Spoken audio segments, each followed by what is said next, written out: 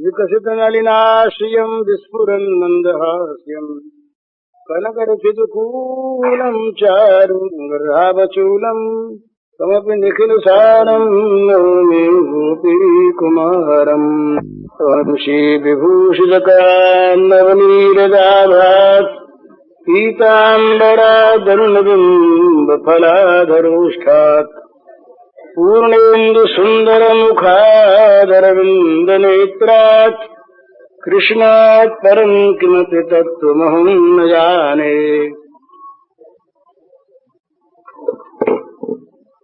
कल के 2 प्रश्न बाकी हैं, उन पर संक्षेप में कह देने के बाद फिर आज की और चीज समय रहा तो कही जाएगी। एक प्रश्न थोड़ा रूखा सा है पर है बड़े काम का। प्रश्न है, संसार से विच्छेद करने के बाद महात्मा लोग कहा करते हैं, भाई संसार से अपना विच्छेद कर लो, तो वो कैसे किया जाए? तो इसके 2 तरीके हैं। या तो संसार को मिटा दिया जाए तो विच्छेद हो गया, और या संसार को भगवानमय बना लिया जाए तो विच्छेद हो गया। 2 बात है। तो इसके संक्षेप में कहता हूं 2 तरीके हैं। एक तरीका है अद्वैत वेदांत का, दूसरा भी है अद्वैत का ही, परंतु कुछ रसीला है भक्ति लिए हुए। ये साधना की बात भी है। ये जगत क्या है, इस संबंध में बहुत लंबे चौड़े व्याख्यान हैं, उनकी आवश्यकता नहीं। परंतु थोड़े में समझने के लिए साधना की दृष्टि से 3 चीज है: दृष्टा, दर्शन और दृश्य। देखने की चीज, देखना और देखने वाला। तो देखने वाला देखने की चीज से अलग है। देखने की चीज दृश्य, उसका शास्त्रीय नाम दृश्य है, और देखने वाला दृष्टा, और देखना दर्शन, ये शास्त्रीय नाम है। तो अपने को पहले तो देखने वाला बनावे, दृश्य से अलग देखने वाला बनावे, भोगने वाला नहीं। भोक्ता संसार के साथ, दृश्य के साथ मिला हुआ है, और दृष्टा देखता है, मिला हुआ नहीं है। तो कर्तृत्व और भोक्तृत्व जो ये जहाँ पर है, मैं करता हूँ, मैं भोगता हूँ, यहाँ तो दृश्य के साथ वो मिला हुआ है, और जहाँ मैं केवल देखता हूँ वहाँ दृश्य अलग है, देखने वाला अलग है। तो इस दृष्टि से संसार से विच्छेद होता है। दूसरी चीज इसमें ये ऐसा मानते हैं, है क्या सो भगवान जाने, हमें पता नहीं, ऐसा मानते हैं अजातवाद वाले कि जगत कभी बना ही नहीं, कभी बना नहीं, ये है नहीं। जब तक माया है तब तक जगत की कल्पना है, माया न रही तो जगत नहीं है, ऐसा मानते हैं। अब ये अलग, इसमें बहुत से प्रश्न आ सकते हैं, फिर माया कहाँ से आ गई, बहुत सी चीजें हैं, वो फिर अलग अलग वाद हैं। उनकी बात न कह करके ऐसा मान लें कि जब तक ये माया है तब तक जगत है, नहीं तो जगत नहीं। तो इस जगत का वाद करें, जगत का माया समझ के इसका वाद करें। वाद करते करते, जगत का निरसन करते करते जो रह जाए वो स्वरूप है। पर उसमें भी दिक्कत है। क्या दिक्कत है? जरा वेदांत का अध्ययन करने वाले उसको समझ सकते हैं। सबका निरसन करने वाली, सबका त्याग करने वाली, सबका निषेध करने वाली एक वृत्ति रह जाती है। वो वृत्ति कहती है कुछ नहीं है, ब्रह्म है। वो वृत्ति कहती है ब्रह्म के अतिरिक्त कुछ नहीं है, पर वो कुछ नहीं है कहने वाली वृत्ति है, निषेध करने वाली वृत्ति है। तो ये जो जगत के अभाव का ज्ञान है, ये निषेध करने वाली वृत्ति को लेकर के है। जब तक ये वृत्ति है तब तक वृत्तिजन्य ज्ञान है। इस वृत्ति का भी नाश होना चाहिए। संसार का विच्छेद हो गया दृष्टा बनते ही। संसार का विच्छेद हुआ इस संसार में निषेधात्मक वृत्ति बन जाने पर, परंतु तब तक निषेध नहीं होता ये जब तक कि वृत्तिजन्य निषेध ज्ञान रहता है। इस वृत्ति का भी अभाव हो जाना चाहिए। इसके बाद जो स्थिति वो निर्वचनीय है, वहां फिर न दृष्टा है, न दृश्य है, न दर्शन है। जो कुछ है सो है, वो निर्वचनीय है, अचिंत्य है। वहां जगत नहीं और जगत का प्रश्न नहीं। एक तो ये। दूसरा जो है वो बड़ा सुंदर है। वो ये कोई सुंदर सो नहीं, अपनी अपनी आंख अलग रहे। वो ये है कि सारा जगत ये भगवान की लीला है। जगत में दो ही चीज है, जो है सो भगवान, जो हो रहा है सो भगवान की लीला। जो है सो भगवान और जो हो रहा है सो भगवान की लीला। तो ये जगत जो है, ये जगत नहीं है, ये जगत भगवान की लीला है। और उस लीला में हम एक परिकर हैं, उस लीला में हम एक अभिनेता हैं। उस लीला में हमारे जिम्मे भी भगवान ने कुछ खेलने के लिए पाठ दिया है। तो हमारा संबंध जगत से नहीं, हमारा संबंध लीलामय भगवान से है और हमारा संबंध भगवान की लीला से है।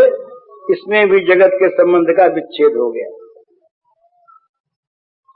असल में जगत में जो ममता है वही बंधन है, और वो ममता जब सारी के सारी जगत में से निकलकर भगवान में आ जाती है, तब जगत का संबंध अपने आप विच्छेद हो जाता है। तीसरा एक भाव है इसी का, वो भाव है भगवत प्रेम का। भगवत प्रेम की जहाँ भूमिका है, वहाँ पर संसार का ये रूप नहीं है। वहाँ संसार का रूप बिल्कुल बदल जाता है और वहाँ फिर रह क्या जाता है, हेरत हेरत हे सखी हेरन गयो हेरान। ढूंढते ढूंढते ढूंढने वाला खो गया। बात वही, श्री गोपांगनाओं ने भगवान के अंतर्धान हो जाने पर रास मंडल में, रासोत्सव के दिन शारदीय रात्रियों में जब वो भगवान अंतर्हित हो गए, तो इन्होंने भगवान को खोजना शुरू किया। खोजना इसी का नाम है। हम लोग खोजते कहाँ हैं? अपनी याद रख के उनको खोजते हैं, अपने को बनाए रखकर उनको खोजते हैं, अपनी सत्ता की रक्षा करते हुए किसी अनंत सत्ता को चाहते हैं, तो ये सत्ता उसमें बाधक हो जाती है। गोपियों ने खोजा कैसे? खोजते खोजते उन्होंने अपने को भुला दिया। श्रीमद् भागवत के रास पंचाध्याय में आता है, उन्होंने खोजते खोजते अपने को भुला दिया। खोजने वाली नहीं रह गई कोई। जिसको खोज रही थी उनको ऐसा अनुभव हुआ कि हम वही हैं। जिनको खोज रही थी उन्हें स्वयं अनुभव हुआ कि हम वही हैं, और इसका प्रमाण वो लीला करने लगी। किसी ने गोवर्धन उठाया, किसी ने काली नाग नाथा, किसी ने माखन चोरी की। इस प्रकार से तमाम गोपांगनाएं और भगवान को खोजती खोजती भगवत स्वरूप हो गई। ये खोजने का ये सुंदर तरीका है, बोला ये आदर्श है। ये एक बात बहुत ध्यान में रखने की साधकों के लिए बहुत आवश्यक प्रत्येक साधना में। जब तक साधक अपने सब कुछ की रक्षा करता हुआ साधना करता है, तब तक उसके चिंतन का बहुत सा हिस्सा अपने में लगा रह जाता है। समर्पण हो कैसे? हम लोग बात करते हैं पूर्ण समर्पण, फुल सरेंडर, पूरा पूरा अर्पण, सर्वात्म निवेदन। वहां तो कहते हैं सर्वात्म निवेदन में निवेदन करने वाला भी जब तक रह जाता है तब तक निवेदन पूरा नहीं होता। निवेदन करने वाला जब तक अलग रह गया तब तक पूरा नहीं हो गया। और जब तक निवेदन की बात तो अलग रही, अपने आप की पूरी रक्षा करता हुआ, अपने आप को पूरा पूरा बचाता हुआ, और अपने बचाने में अपने मन का, अपनी बुद्धि का, अपने इंद्रियों का, अपनी सारी चातुरी का प्रयोग करता हुआ जब वो भगवान को चाहता है, तो भगवान कहते हैं भैया तुम मुझको कहाँ चाहते हो,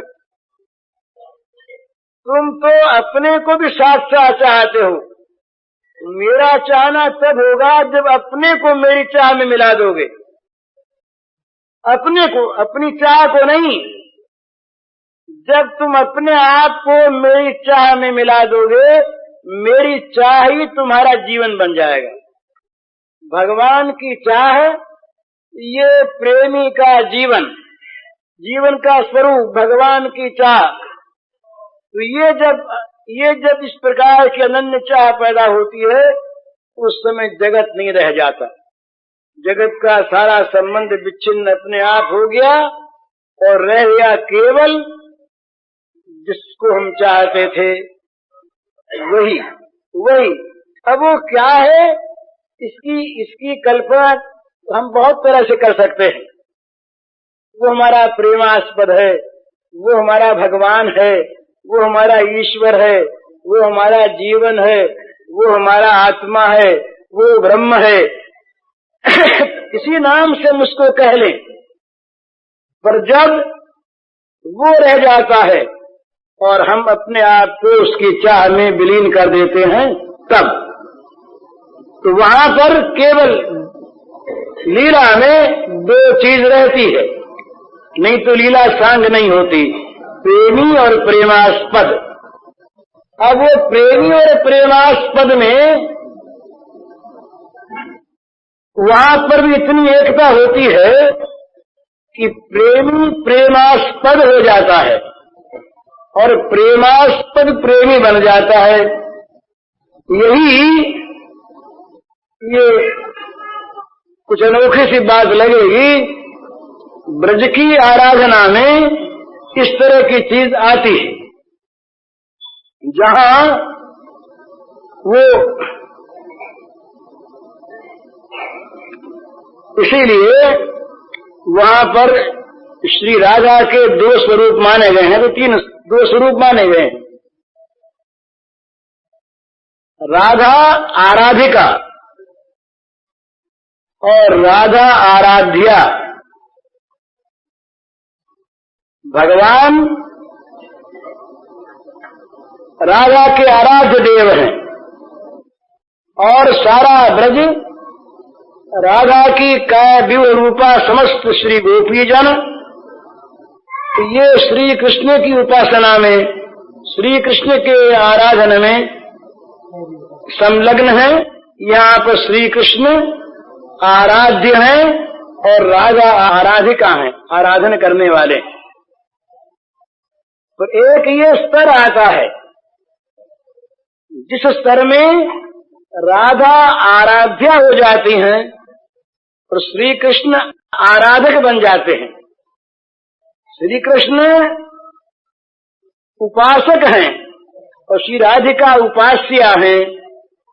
ये डरने की बात नहीं है, ये समझने की चीज है कि जहाँ साधना अत्युच्च कोटि में पहुंचती है कोई भी, वहाँ ये परस्पर का भेद मिटने लगता है और एक दूसरे में एक दूसरे का इस प्रकार का भाव प्रकट होता है और उसके बाद जो एकात्मता होती है वो फिर अनिर्वचनीय होती है, उसको कहा नहीं जाता। तो ये रसिकों की भाषा में निकुंज के द्वार तक का वर्णन होता है, निकुंज के द्वार का वर्णन आता है, निकुंज के अंदर का वर्णन नहीं आता। क्यों नहीं आता? वो अचिंत्य है, वो अनिर्वचनीय है, वो कहने सुनने की वस्तु नहीं। वो जब कभी किसी भाग्यवान को उस प्रकार का सौभाग्य प्राप्त होता है तो वो उसे दर्शन भले ही कर ले, अनुभव भले ही कर ले, अनुभूति की वस्तु है, वाणी की वस्तु नहीं, चित्त के द्वारा चिंतन करने की वस्तु भी नहीं। तो इस प्रकार होते होते जब केवल भगवान रह जाते हैं और वो भगवान स्वयं और असल में पहले भी एक ही हैं, ये प्रेमी और प्रेमास्पद पहले दो नहीं है, ये केवल लीला है। तो इस लीला में आरंभ से ही जगत नहीं रहता है, जगत का उच्छेद है तो जगत के साथ संबंध नहीं रहा, ये तीसरी बात। तो ये संक्षेप में उनके प्रश्न का उत्तर है। दूसरा प्रश्न है भगवान के नाम के संबंध में। तो नाम के संबंध में दो चीज है। नाम की जितनी महिमा गाई गई है उतनी महिमा शायद किसी साधन की नहीं गाई गई। निर्गुणवादी संत, सगुणवादी संत, कबीर, दादू, नानक, रैदास, ये सब भी, और तुलसीदास, सूरदास भी, आचार्यों में अद्वैतवादी आचार्य भी, भगवान शंकराचार्य सहस्र नाम पर भाष्य करते हैं। विष्णु सहस्र नाम पर शंकराचार्य का भाष्य है। शंकराचार्य ने बहुत बड़ी बड़ी नाम की स्तुतियां की हैं, अन्य आचार्यों ने तो की है। तुलसीदास, सूरदास ये नाम पर मरे फिरते हैं। गांधी जी की बात उसे सुनाई थी मैंने। नाम के संबंध में गांधी जी से मेरी बहुत दफे बातचीत हुई, पर 3 प्रसंग ऐसे हैं जो गांधी जी के साथ मेरे आए। एक बार तो एक राम नाम के आढ़तिया थे, लक्ष्मणगढ़ के थे जयपुर स्टेट में। वो बही रखते थे और सबसे लिखवाते थे, इतना मैं जप करूंगा रोज। उन्होंने लाखों सहियां करवाई, पढ़े लिखे नहीं पर बड़ा सुंदर उनका काम। तो बंबई आए, हम लोगों के पास बहुत आते थे। तो जमुना लाल जी ये सीकर के पास गई है, तो जमुना लाल जी से कहा कि तुम साथ चलो। तो जमुना लाल जी और मैं और आरतिया जी, हम लोग, गांधी जी आए हुए थे बंबई में, लेबरनम रोड में ठहरे थे, हम उनके पास गए। जाते उन्होंने बही सामने डाल दी, तो सही करो। तो गांधी जी बोले क्या बात, काहे की सही करवाते हो? तो जमुना लाल जी ने समझाया, इस तरह से ये बालूराम जी हैं, हमारे देश के हैं, और हिंदू, मुसलमान, पारसी किसी से भी भगवान के नाम का जप करने का ये हस्ताक्षर करवाते, नियम दिलवाते। तो बड़े प्रसन्न हुए गांधी। प्रसन्न तो हुए, पर प्रसन्न होकर के बोले कि भाई मैं हस्ताक्षर नहीं करूंगा। क्यों नहीं करेंगे? वहां तो प्रश्न था बालूराम जी का, आरती क्यों नहीं करेंगे? तब बोले वो कि बड़ी सुंदर चीज, उनकी नाम निष्ठा उस दिन मालूम हुई। उन्होंने कहा कि जब मैं अफ्रीका में था तब तो मैं संख्या रख के जप करता था, लेकिन अब तो मैं दिन भर जप करता हूँ। इसलिए थोड़े समय के लिए मैं हस्ताक्षर क्या करूं, इतनी संख्या में करूंगा, ये मैं क्यों लिखूं। उसके बाद उसी दिन हम गए मालवीय जी के पास, वो ठहरे थे राजा गोविंद लाल के यहाँ, वहां गए, उन्होंने सही कर दी। उन्होंने ये लिखा कि मैंने जब से होश संभाला, ये उनके शब्द हैं, तब से मैं रोज भगवान का नाम जपता हूँ और जब तक होश रहेगा तब तक रोज जपता रहूंगा। ये मालवीय जी ने लिखा, इतने बड़े दो नेता। दूसरी बार मैं गया गांधी जी के पास, हमारा कल्याण का निकल रहा था भगवन नामांक, तो भगवन नामांक निकल रहा था, गांधी जी साबरमती में थे, उनसे मैं कुछ लिखवाने गया, तो मैं गया, मैंने कहा महाराज इसमें लिखिए। तो उनका ऐसा स्वभाव था, बड़े विनोदी, उन्होंने कहा भी कुछ दक्षिणा दो तो लिखें। हमने कहा क्या दक्षिणा चाहते हैं, बोले तुम कुछ नाम जप का नियम और करो, ये दक्षिणा। अच्छी बात, तो बोले अच्छा हम लिखते, तो उन्होंने लिख के दिया, तो छपा है कल्याण के भगवान नामांक में, छपा है उनके नाम से।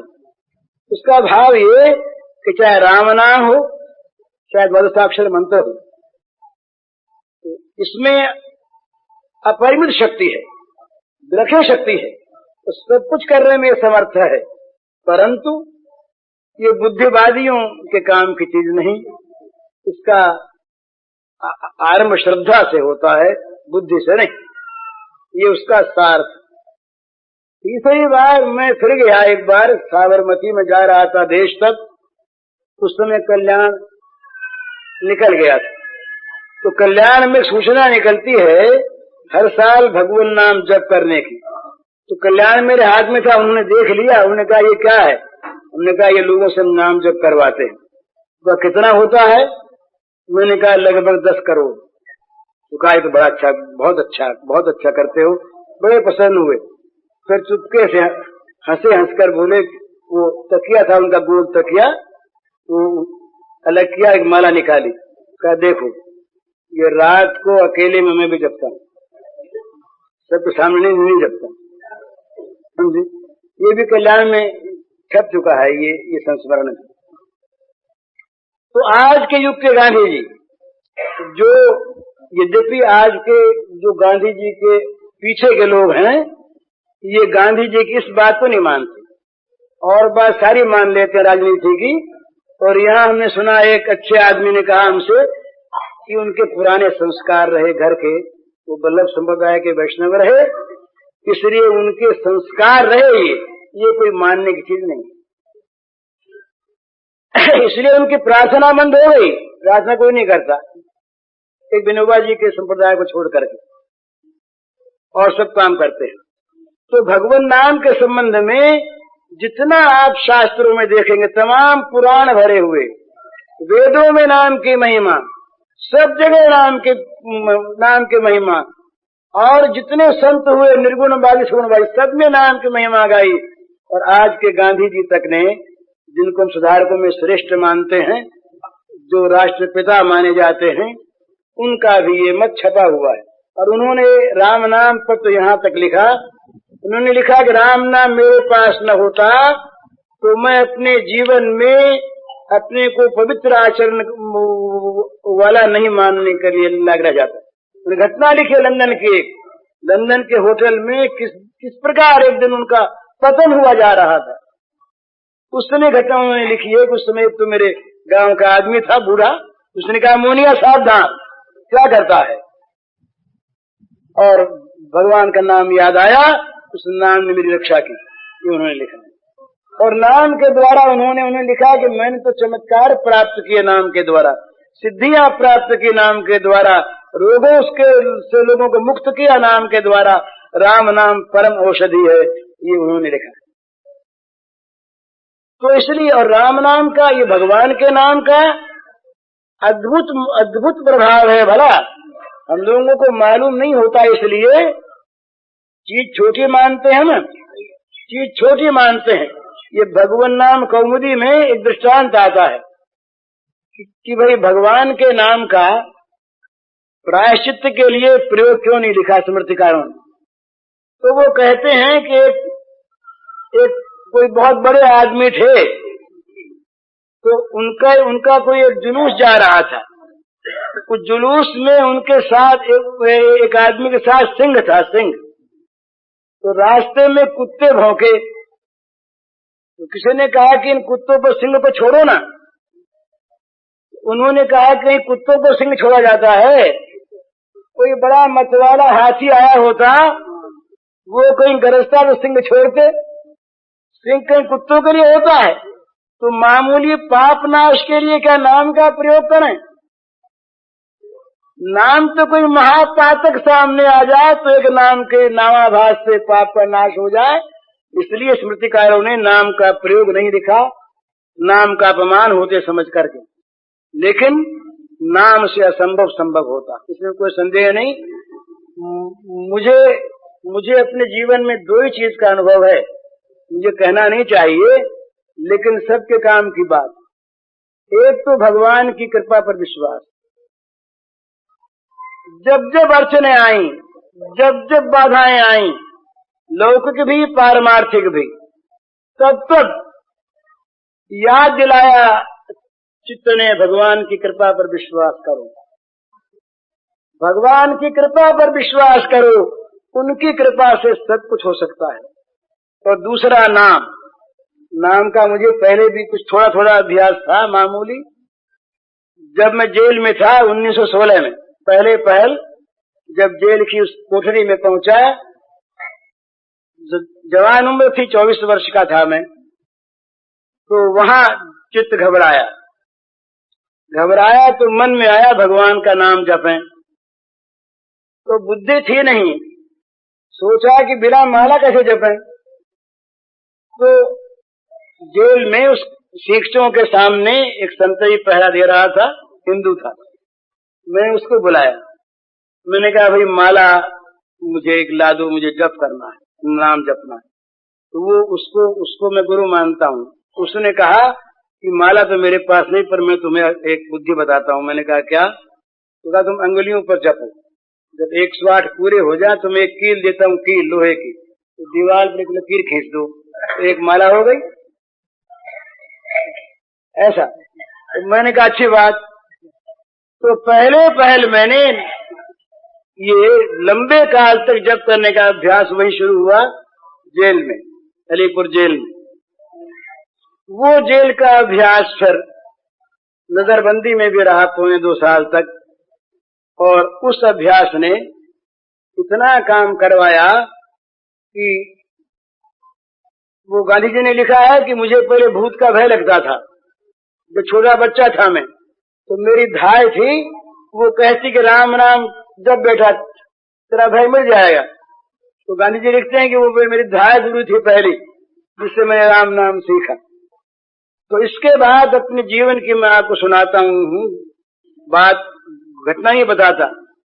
राम नाम से मुझे ऐसे अनुभव हुए हैं जिनके लिए मैं कह सकता हूँ कि असंभव संभव हो गया, असंभव संभव हो गया ये भगवान के नाम की। तो ये महिमा भी महिमा नहीं है, ये तो रामन सकई नाम गुण गाई। भगवान राम नाम का गुण नहीं गा सकते, इतना नाम का अमित प्रभाव है, परंतु चीज लगती छोटी सी। तुलसीदास महाराज तो कहते हैं, भरोसो जाही दूसरो सो करो, मोरे तो राम को नाम कल्प तरु, कलि कल्याण फरो, भरोसो जाही हे दूसरो सो करो। कर्म उपासन ज्ञान वेद मत, सो सब भांति खरे। खंडन नहीं, कर्म उपासन ज्ञान वेद मत, सो सब भांति खरे। मोहि तो सावन के अंधई जो, सूझत हरो हरो, भरोसो जाही दूसरो सो करो। अब कर्म उपासना ज्ञान वेद मत सब सत्य है, परंतु जैसे सावन के अंधे को हरियाली सूझती है, उसी प्रकार मुझे तो राम नाम सूझता है। चाटत रहे स्वान पातर जो, कबहु न पेट भरो। कुत्ते की भांति मैं जूठी पत्तलों को चाटता रहा जन्म जन्मांतर से, कभी पेट नहीं भरा। यही तो हम लोग करते हैं। रात दिन भोगों की उपासना में कुत्ते की भांति पत्तलें चाटते हैं, कभी पेट भरता है और चाहिए चाहिए चाहिए, कभी तृप्त नहीं होती। चाटत रहो स्वान पाथर जो कब उन पेट भरे, सो मैं सुमिरत राम। उन्हें किसी और का खंडन नहीं करते। मेरे तो ये 2 अक्षर जो है राम है, ये मेरे माँ बाप है। तो जैसे माँ बाप के सामने बच्चा हठ पकड़ लेता है, इसलिए मैं तो इन्हीं माँ बाप पर हठ पकड़े हुए हूँ। अब जो अंत के शब्द हैं वो कवि के नहीं, बनावट ही नहीं, अनुभव। वो कहते हैं शंकर साखी जो राखी कहो कछु तो जर जी गयो, शंकर साखी जो राखी कहो कछु तो जर जी गयो, अपनो भलो राम नाम हिते तुलसी समुझ पर भरोसो जाहि दूसरो सो करो। भगवान शंकर साक्षी हैं। यदि मैं बनाकर कहता हूँ तो जय जी है गरो, मेरी जीव जल जाए, सड़ जाए, नष्ट हो जाए। अपना भला अपनो भलो राम नाम हिते तुलसी समुझ परो, तुलसी को अपना भला राम नाम में दिखाई दिया। ये कितने विश्वास के शब्द हैं, बताइए कितनी विश्वास की चीज है। तो राम नाम, भगवान का नाम विश्वास पूर्वक, श्रद्धा पूर्वक ले, तब तो कहना ही क्या है। जब नाम मीठा लगता है ना, तो क्या होता है, क्या होता है, फिर छूटता नहीं। जब तक मिठास नहीं आती, चैतन्य महाप्रभु ने बताया, नामे रुचि जीवे दया वैष्णव सेवन। नामे रुचि, भगवान के नाम में रुचि हो जानी चाहिए, मीठा लगे, स्वाद आ जाए। जब तक स्वाद ना आवे तब तक नाम कैसे ले, इस पर भी लिखा है। बड़ा सुंदर उन्होंने बताया है कि जो पित्त का रोगी होता है ना, पित्त के रोगी की जीभ कड़वी हो जाती है पित्त के कारण से, उसको मिश्री भी कड़वी मालूम होती है। हालांकि मिश्री काली, मिश्री कड़वी नहीं, लेकिन मिश्री पित्त की दवा भी है। तो मिश्री मीठी है इसलिए नहीं, पित्त रोग नाश की दवा है इसलिए खाना शुरू कर दे। और मिश्री खाते खाते जो जो पित्त नाश होगा, त्यों त्यों जीभ की कड़वास मिटेगी। जीभ की कड़वास गई कि मिश्री मीठी है। इस प्रकार से भगवान का नाम अगर मीठा न भी लगे, है तो बड़ा मीठा। जब तक न मीठा लगे जीभ की कड़वास के कारण, तब तक दवा की भांति उसे लेते रहो। है मीठा ही है जिह्वे रस सारज्ञे, सर्वदा मधुर प्रिय, श्री राम नाम पीयूषम पिब जिह्वे निरंतरम। तो संत कहते हैं, अरे जीव तू रस के सार को जानने वाली है, हे जिह्वे रस सारज्ञे सर्वदा मधुर प्रिय, तुझे निरंतर मीठा अच्छा लगता है। ये भगवान का नाम पीयूष है, अमृत है, निरंतर इसे पीती रहे। तो जब तक नहीं मीठा लगता तब तक दवा की भांति लें, दवा की भांति लाभ होगा। बोले कि दवा की भांति मन में न आया तो भी, अब जरा विशेष श्रद्धा की बात है। वो ये है कि अग्नि को बिना समझे आप छू लें तो क्या अग्नि जलाएगी नहीं? अग्नि में जो स्वाभाविक दाहिका शक्ति है, वो दाहिका शक्ति अज्ञानाद अथवा ज्ञानाद, उत्तम श्लोक नाम ये ऐसा कहा कि अज्ञान से या अज्ञान से, श्रद्धया हेलया वा भगवत नरमात्रम ताय कृष्ण नाम। ये कहा है कि श्रद्धा से हो अश्रद्धा से हो, सांकेत्यम पारिहास्यम वा स्तोभम हेलनमेवा। श्रीमद् भागवत में आया, संकेत से, दिल्लगी में, शोभ से, ये लय पूरी करने के लिए गान की, अवहेलना से, किसी प्रकार से भी भगवान का नाम जीभ पर यदि आ जाए तो क्या होता है? जैसे अग्नि बिना जाने स्पर्श हो जाने पर जला देती है, इसी प्रकार बिना जाने भी अगर भगवान का नाम जिह्वा पर आ गया तो सारे पाप जल जाते हैं। ये नाम का स्वाभाविक ये स्वरूप बल है, बिना जाने।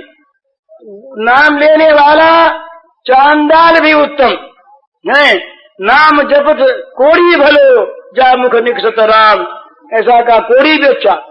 स्वपच के लिए भागवत में आया, ओ बद सुपचो तो गरियान यज्वाग्रे वर्तते नाम तुभ्यम ते पुस्तपस्ते जुहु शस्त्रनारिया ब्रह्मानुसुर नाम गृणंति ये थे। तीसरे स्कंध में देवहूति के वाक्य वो कहती है, भगवान जिसके जीव के अग्रभाग पर तुम्हारा नाम नाच रहा है, यज्वाग्रे वर्तते नाम तुभ्यम, जिसके जीव के कोने पर तुम्हारा नाम विराजमान है, वो चांडाल भी श्रेष्ठ है। सुपचो तो गरियान, वो चांडाल बड़ा श्रेष्ठ है। उसने सारे तप कर लिए, सारे दान कर लिए, सारे हवन कर लिए, सारा वेदाध्ययन कर लिया, सारे तीर्थों में हो आया, जिसके जीव पर आपका नाम आ गया। तो भगवान का नाम जाने अनजाने किसी प्रकार ले, तो ये अपने विश्वास के बल पर ही नहीं, शास्त्रों का आधार तो है ही, उसके आधार पर और अपने अनुभव के आधार पर भी मैं आप सबसे प्रार्थना करता हूं हाथ जोड़ करके, बड़ी सीधी चीज है और बड़ी उत्तम चीज। व्यर्थ बोलना बंद कर दें। व्यर्थ बोलना बंद करने में 4 लाभ होंगे। वाणी में बल आएगा, क्यों? झूठ छूटेगा, पर निंदा छूटेगी और व्यर्थ की चर्चा छूटेगी। तो बिना काम बोले नहीं, ये बड़ी आवश्यक साधना की चीज है। हर एक साधन में बिना काम बोले नहीं, या तो काम की बात बोले और या राम का नाम ले। चलते फिरते, उठते बैठते, सोते जागते, हर समय रसोई बना रही है माताएं, जीभ से नाम चल रहा है। अगर होते होते कहीं भगवान चित्त में आ जाए, सामने नाचने लगे, तो कहना क्या है? वो बड़ी तारीफ करती हैं श्री वो गोपांगनाओं की, मथुरा की देवियां, वो कहती हैं, या दोहने वहनने मथनोपलेप प्रेम खेंखना रुदितो क्षणमाजनादौ गायन्ति चैन मृतधियो सुकंठ्यो धन्या ब्रजसे रुक्रम चित्तयानाः। उन श्री ब्रजदेवियों को धन्य है जिन ब्रजदेवियों के चित्त पर निरंतर भगवान चढ़े रहते हैं। वो घर का सारा काम करती हैं, गो दूहती हैं, घर लीपती हैं, धान कूटती हैं, रसोई बनाती हैं, बच्चों को खिलाती हैं, पर सब समय करती क्या है? जीभ से उनके भगवान के गुण नाम का गान चलता रहता है। आंखों उसमें प्रेम के आंसू छलकते रहते हैं और वाणी गदगद रहती है और वो सारा काम करती है। वो धन्य है। तो घर का काम आप सब करें, हम सब अपना अपना काम करें, पर जब जीभ खाली हो, जीभ को खाली रखें। ये ध्यान में रखनी चाहिए कि दिन भर हम काम की बात नहीं बोलते हैं, हम फालतू बात व्यर्थ की चर्चा बहुत करते हैं। उस सारी चर्चा बंद कर दें, काम की बात बोलें और बाकी जीभ को भगवान के नाम में लगा दें, जोड़ दें। जीभ निरंतर भगवान का नाम लेती रहे। तुलसी अपने राम को रिझ भजो चाहे खीर, उल्टे सीधे जामी है खेत पड़े सो बीज। चलते फिरते उठते बैठते अशुद्धि शुद्धि कोई बात नहीं है। पवित्र पवित्र हुआ सर्वावस्थंग दुविवा, ये स्मृत पुंडरीकाक्ष सवाह्याभ्यंतर शुचि। रोज संध्या में इसका हम लोग मंत्र का उच्चारण करते हैं। भगवान का स्मरण जो करे वो धन्य, जो करावे वो धन्य। ते सभाग्या मनुष्येषु कृतार्थ निश्चितम स्मरन्ति ये स्मारयन्ति हरेर नाम कलव युगे। परीक्षित से कहते हैं सुखदेव जी कि संसार में वो भाग्यवान हैं और वो कृतार्थ हो चुके जो इस कलयुग में भगवान के नाम का स्मरण करते हैं और कराते हैं। तो दिन भर भगवान के नाम का स्मरण हम लोग कर सकते हैं। रोज लखपति बने, संसार के जो ये रुपयों के लखपति हैं, इनको तो अगर भगवान से को अगर भूले रहे तो अंत में रोना पड़ेगा भला, अवश्य अवश्य। अगर भगवान को भूले रहे तो रुपये नहीं बचा सकेंगे, अधिकार नहीं बचा सकेगा, पद नहीं बचा सकेगा, रोना पड़ेगा और पड़ेगा, चाहे वो कैसे ही इस समय अपने को ऊंचा मानते हो। भगवान में मन नहीं लगा तो अंत में रोना पड़ेगा। लेकिन ये लाख रुपया रोज कमा लें आप, लाख नाम आसानी से ले सकते। कल एक बाई ने मुझको बताया, मुझे बड़ा अच्छा लगा। वो महाराज सवेरे तो भगवान की लीला का ध्यान करते हैं, बड़ा सुंदर, और लाख नाम सवेरे जप कर लेती है। उसके बाद दोपहर के बाद फिर और जप करती है, वो बिना संख्या के। तो मुझे बड़ा, देखो ना कितना सुंदर जीवन है। इस प्रकार का जीवन मन बना ले कि बस मन में भगवान बसें, वाणी में भगवान बसें और शरीर से भगवान की सेवा बने। तीन ही तो चीज है। जो कुछ करे भगवान की सेवा के भाव से, जो कुछ बोले भगवान का नाम गुणगान करें, और जो कुछ सोचें भगवान की बात सोचें, भगवान को चित्त में ले आवें, उनके सुंदर मधुर जो भगवान का श्री वपु है उसको चित्त में लावें, निहाल हो जाएं। तो भगवान का नाम ये आप सबसे प्रार्थना है। और सच्ची बात ये, गंगा के तट पर मैं आप सबसे भीख मांगता हूँ, आप लोग भीख दीजिए, इसका फल सारा आपका, मुझे फल बल नहीं। आप लोग मन ही मन प्रतिज्ञा कर लीजिए कि जीव को जहाँ तक बनेगा व्यर्थ के काम में नहीं लगाएंगे, और खाली जीव से चलते फिरते सब समय जो नाम रुचे आपको, कोई किसी नाम का आग्रह नहीं, जो नाम अच्छा लगे, जिस नाम में रुचि हो, जिसमें प्रेम हो, और प्रेम न हो तो जबरदस्ती करें। इस काम में जबरदस्ती करना भी अच्छा, जबरदस्ती भी अगर भगवान का नाम लिया जाए तो बड़ा अच्छा। ये भूल से भी नाम निकल जाए, जड़ से निकल जाए, पतितो स्खलितो मन गिरते हुए पैर फिसल गया, गिरने लगे, जमाई आ गई, भगवान का नाम ले लिया। अपने आप पहले बड़ा अच्छा था, अब तो अंग्रेजी के कारण से छूट गया। चिट्ठी लिखते थे ऊपर श्री राम जी, मिले आपस में तो जय राम जी, जय गोपाल जी, जय नारायण, जय गोविंद, भगवान का नाम। अब तो यूं सिर में मार ली अपने है? ये भगवान का नाम, जमाई आई भगवान का नाम, छींक आई भगवान का नाम, सो के उठे भगवान का नाम, सोने लगे भगवान का नाम, नहाने लगे भगवान का नाम। किसी प्रकार से ये जीवन में 10-20 बार 50 बार भगवान का नाम आ जाए जिह्वा पर, पवित्र हो गया, पवित्र हो गया, एक अंग भगवान से लग गया, पवित्र हो गया। रामकृष्ण ने, परमहंस ने लिखा एक जगह, विवेकानंद के गुरु लिखा है कि अमृत का कुंड कोई हो, उसमें चाहे उतर करके कोई नहा ले, और चाहे कोई भूल से गिर पड़े, और चाहे कोई ढकेल दे, अमृत के कुंड में अगर अवगाहन हो गया तो अमर हो गया। इसी प्रकार भगवान का नाम मन से ले, मन से ले, भूल से निकल जा, और चाहे जबरदस्ती लेना पड़े तो इसमें लाभ ही लाभ, लाभ ही लाभ। भगवान के नाम के समान लाभ की कोई चीज नहीं।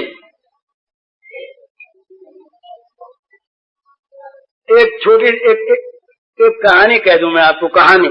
नाम की तो अमित महिमा है, नाम की महिमा का वर्णन तो महीनों तक होता रहे तो चुकता नहीं। एक कहानी सुनी मैंने एक महात्मा से, बड़ी अच्छी।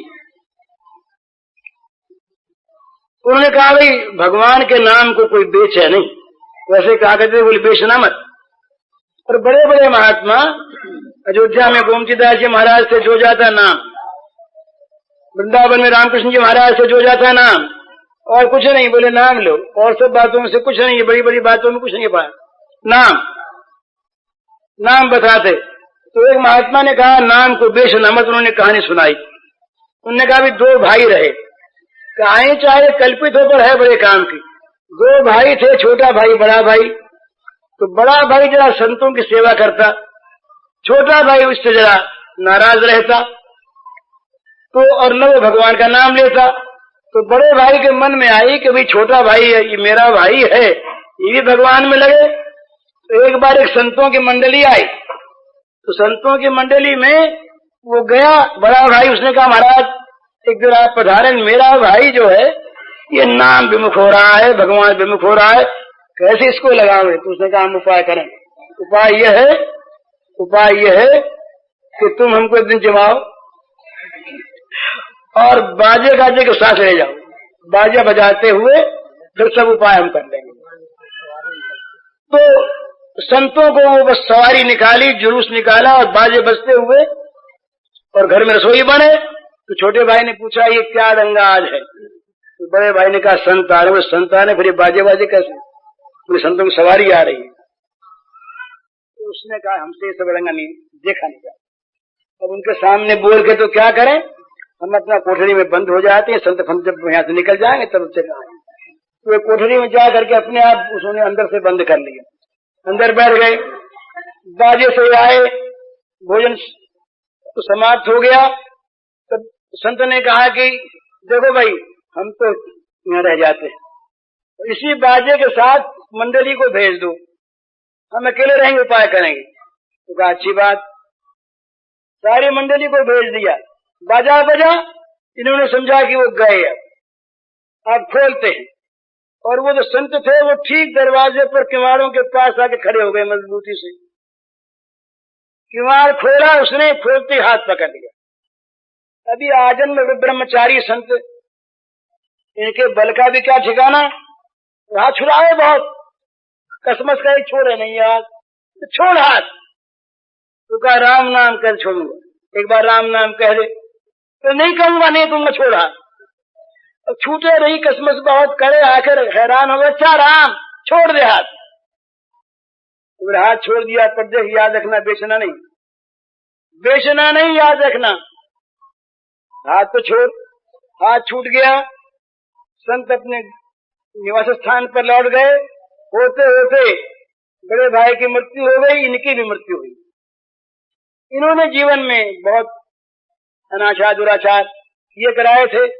यमलोक में गए, यमलोक में वहां हिसाब किताब देखा जाने लगा, कहा भी इनके कितना पुण्य कितना पाप क्या क्या है। तो ये कहा गया कि एक बार इसने राम नाम लिया है मुंह से, ये तो पुण्य है, और बाकी सब तो ऐसी ऐसी चीज है। तो यमराज ने पूछा कि बोले भाई तुम पहले राम नाम का फल लेना चाहते हो या औरों का? बोले राम नाम। तो बोले क्या फल दें? अब उसे याद आ गई संत की बात की, बेचना नहीं। उसने कहा कि जो राम नाम का फल उसे दे दो। अब राम नाम के फल की कल्पना यमराज कैसे करे? उसका तो कोई कूटा हुआ फल नहीं है, जितना चाहे उतना ही फल, जो चाहे वो फल। तो यमराज ने कहा हम जानते हैं तुम जो कहो दे दे, तुम जो मांगो वो राम नाम के फल में तुमको मिल जाएगा, तुम्हारे सारे पाप नाश कर दें, और कुछ बोलो दे दे जो चाहो। उसने कहा हम नहीं कहते, हम तो बेचते नहीं, हमको सिखाया गुरु ने बेचना मत, तुम जो समझो ठीक इसका मूल्य वो दे दो। बोले हम तो मूल्य नहीं समझते। तो के समझाओ। तो बोले अच्छा इंद्र के पास चलो। उसने कहा हम नहीं जाते ऐसे, पालकी में अगर तुम लगो और हमको ले चलो तो जा। अच्छा साहब पालकी बनी, पालकी में एक तरफ यमराज लगे, 3 देवता और लगे, इंद्रलोक में गए। जब देखा स्वर्ग में देवराज ने कि ये क्या चीज है, ये यमराज स्वयं धोखे ला रहे, कौन आ रहा है? सामने आए इंद्र ने कहा क्या बात है? बोले एक आदमी है, जीव है, ये कहता है राम नाम का फल जो हो सो दे दो। तो राम नाम का क्या फल दें? ये कहा कि साथ चलो हमारे इंद्र के पास। तो कहा तुम लगो तो चलें। तो क्या फल? उसने इंद्र ने कहा ये तो हमारे बस की बात, भगवान के नाम का फल कौन कूटे? रावण से कहीं नाम गुनेगा, भगवान के नाम का की कीमत कौन आके? चले ब्रह्मा के पास।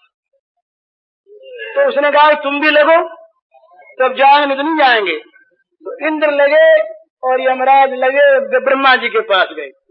ब्रह्मा जी ने आश्चर्य किया, वहीं ऐसी बात हुई। ब्रह्मा ने पूछा क्या बात? बोले ऐसी बात। ब्रह्मा ने कहा हम नहीं जानते फल राम नाम। भगवान के नाम का फल तो नाम जपते हैं शंकर जी, उनसे पूछें। वहां चलो, बोले आप साथ चलो, बोले आप लगो तो हम बैठे तीनों लगो इसमें। इंद्र लगे, यमराज लगे, हंसने की बात नहीं है। फल तो इतना न मालूम कितना विचित्र होता है, चाहे कल्पना हो सब सिद्धांत की बात है। ब्रह्मा लगे, शंकर के पास गए। शंकर ने कहा हम तो भैया रात दिन जपा करते हैं, हमने कभी फल की बात सोची ही नहीं। राम नाम का कोई फल होता है क्या? तो शंकर जी ने इसने कहा भी हम लगेंगे, तुम तीन लगे हो ना, हम लगेंगे। अब वैकुंठ में गए, चारों देवता ब्रह्मा, शंकर, इंद्र और यमराज लगे हुए पालकी उठाए ले जा रहे हैं। धन्य धन्य वो हो गया। ये वैकुंठ में ले गए, ये देवता उठा करके वैकुंठ में पहुंचे। भगवान ने कहा महाराज ये क्या बात, आज कैसे आप लोग लग करके आए?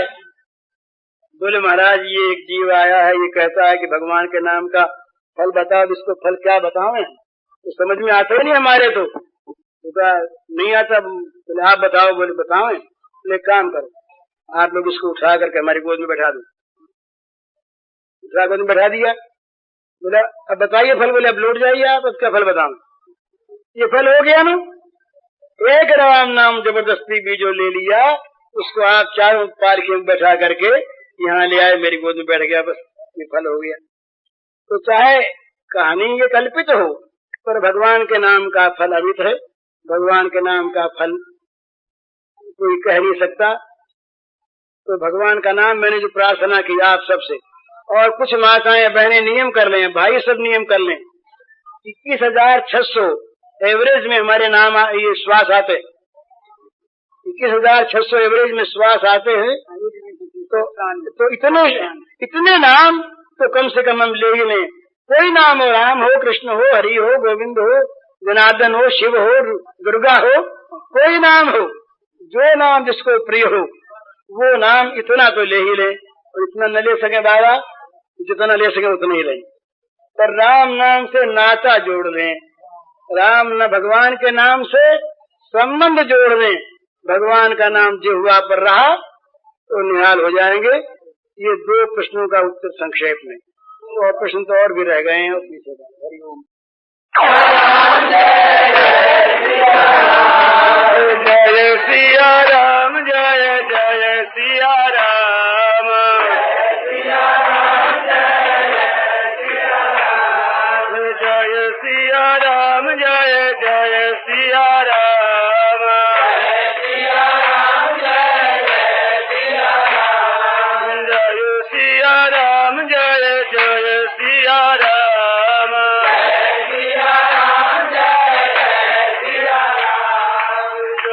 सिया राम, जय जय सिया राम, जय सिया राम, जय सिया राम, जय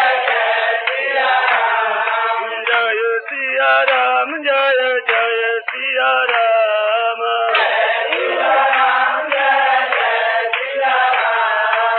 जय सिया राम, जय सिया राम, जय सिया राम,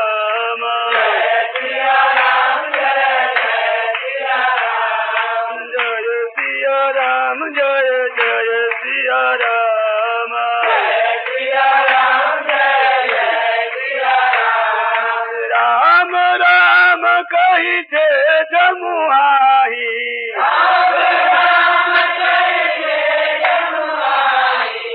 नहीं न पाप कुंज समूहाही,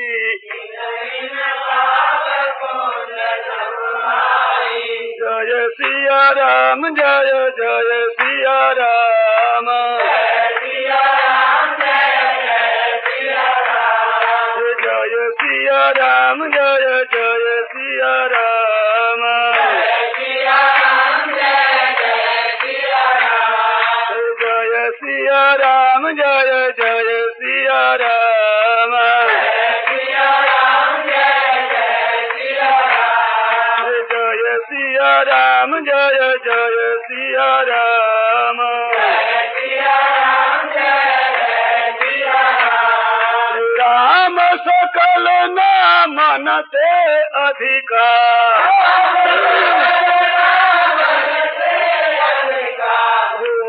नाथ नाग खग गणपतिका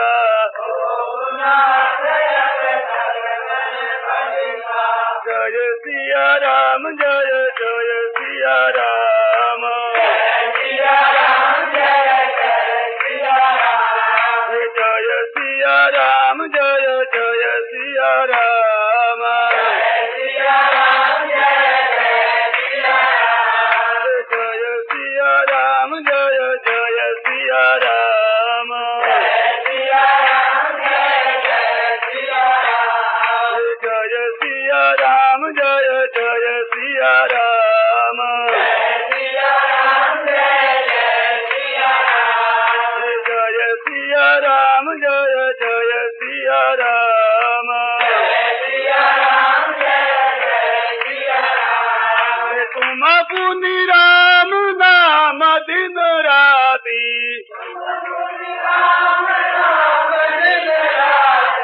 सादर जपहु अनंग राति सादर जपहु अनंग राति जय सिया राम जय जय सिया राम जय सिया राम जय जय सिया राम जय सिया राम जय जय सिया राम जय सिया राम जय जय सिया राम जय सिया राम जय जय सिया राम जय सिया राम जय जय सिया राम जय सिया राम जय जय सिया राम जय सिया राम जय जय सिया राम उमा कहूँ मैं अनुभव अपना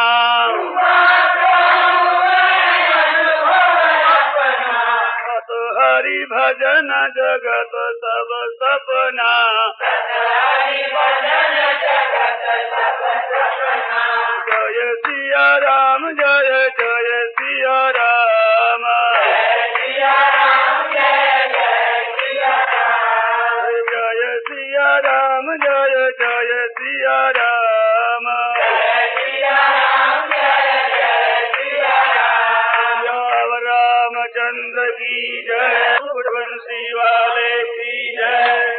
पूज्य श्री भाई जी के इस प्रवचन का शीर्षक है भगवान नाम की अनुपम महिमा और इसका कैसेट संख्या है 20।